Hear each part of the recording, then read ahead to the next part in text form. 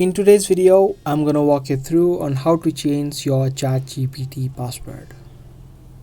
If you want to change the previous password that you have added, or if you have forgotten the password that you previously have added, in both of the scenarios, in case of ChatGPT, you can reset your password.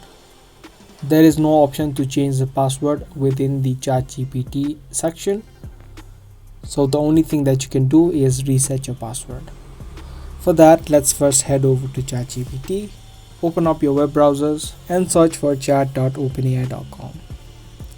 Now for the people who are logged into ChatGPT, you first need to log out of your account. Once you are logged out, you'll see this screen. Just tap on the login option. First type in your email address and tap on continue. Now in the case of password, what we're going to do is tap on forgot password. Now a password reset link will be sent to your email address after you tap on continue. Make sure that the email address is correct. Tap on continue. Now you'll need to open up your Gmail or any other service provider that you use. And you can see that the password reset link has been sent to your email. Just tap on reset password.